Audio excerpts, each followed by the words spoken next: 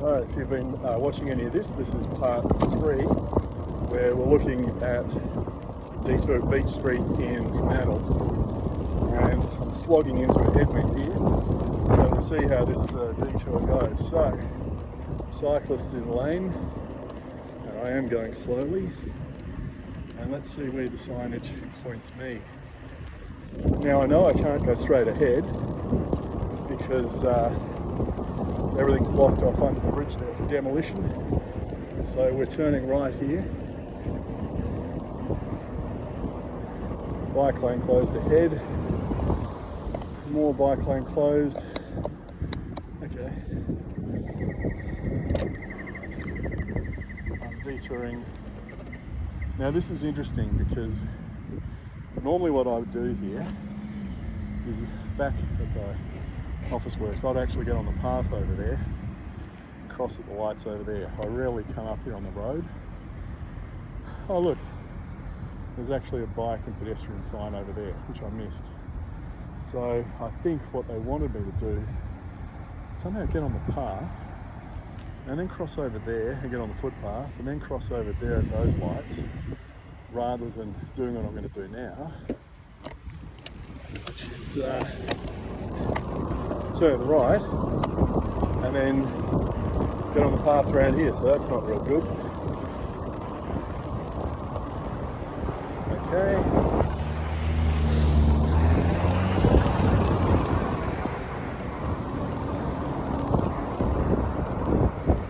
There's no intermediate signage along here.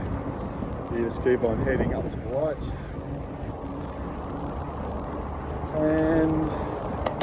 And up ahead, what? Well, again, there's a sign that points me off to the right, but I guess if I know I'm going to the, well, I've been that way already, so I won't do it again. Yeah, once again, I think that signage is a bit confusing, and we could certainly do better. So in conclusion, what do we learn from that? Well, the first thing is, in my opinion, all the cycling detour signage is too small. We're used to signs which are 2 to 4 times the size of that for detours. Second thing is, as a driver, you're used to seeing all the detour signage plonked on the ground. You know, they put it on the legs, usually with weights on it or sandbags or something to hold it down. And it's all down kind of knee to waist level. Why do they insist on putting cycling detour signs on poles way up above your head where you're not looking? It just makes no sense. Now, the other thing with that though is when I'm riding along into a detour like that, there's all these yellow and white signs in front of me saying detour, detour, detour, road closed, all that stuff aimed at car drivers.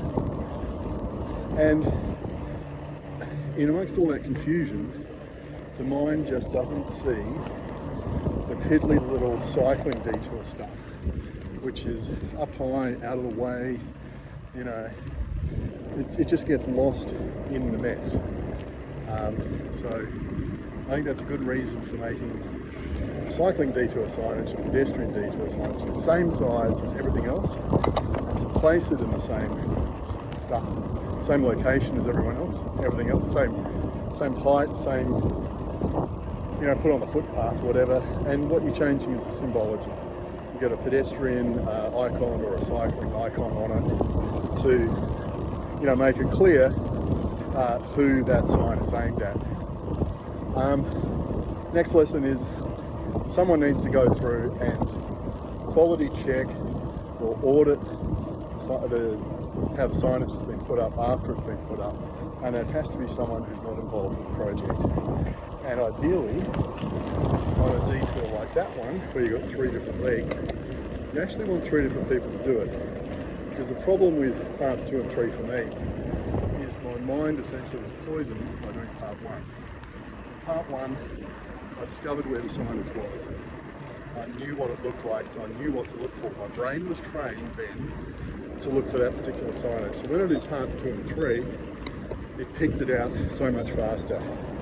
What you want to do is have someone go through who hasn't done it before, their brain is a blank slate essentially, and they then have to find it themselves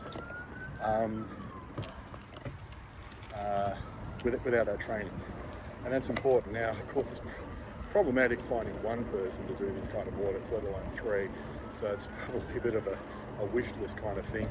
But hey, you know, it's something to consider. And I certainly think the main roads guidance, the Austroads guidance on how to place signage needs to be updated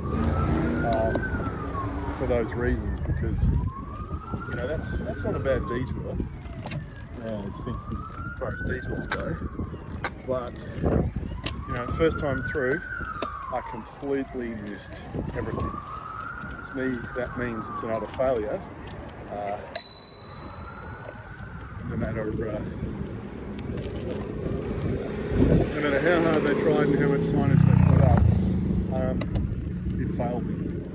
So unfortunately, not much more you can say than that, is there? If there's any other lessons I think on the way, I'll add to this. Otherwise, see you later.